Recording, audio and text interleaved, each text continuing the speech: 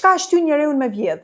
Me vjedh po them. Këto ditë ka ndodhur një vjedhje e madhe në një muze të famshëm në Francë. Edhe vjedhje e madhe vetëm për 4 minuta. Për me bë diçka të tillë na duhet motiv i madh. Edhe guxim njëkohësisht. E tash, vjedhja a është krim apo është smundje? Ka njerëz që vjedhin se dojnë me përfitu materialisht, por kemi edhe të tjerë të cilët vjedhin pse e kanë smundje, e kanë fiksim me e marrë një gjësen që nuk ju takon. Do thot personi vjedh pare, jo pse ka nevojë për to, mirë po vetëm se ka të nevojshme emocionalisht me e marrë diçka që nuk është e vetja në atë moment. Kjo quhet kleptomani. Njeri kleptoman kënaqet, shkrihet krejt kur e merr objektin që nuk është i veti. Edhe pse pas vjedhjes ndjen faj edhe turp, por prap ndjenja e fajit nuk është arsye mjaftueshme që ai me e lën këtë veprim. Do të thot ai vjedh pse ka fiksim, jo pse ka nevojë për diçka. Kleptomania është rregullimi i kontrollit të impulseve. Do thot nuk është ideja me vjedh, ideja është me ju nënshtru çati impulsi që nuk ka shfash në çat moment. Edhe është me patjetër për personin kleptoman me realizu impulsin.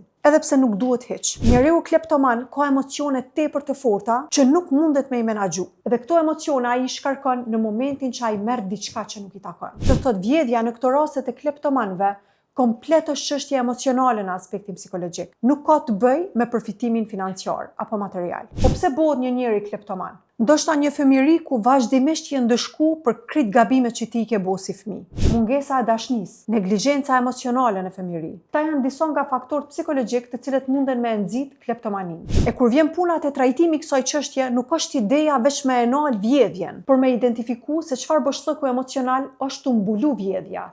Me çka ne po plotësohemi përmes saj, cila mungesë jona po na dërgon deri te ky veprim. Pra kleptomanët nuk vjedhin për me pas diçka, por vjedhin për me ndje diçka që i mungon.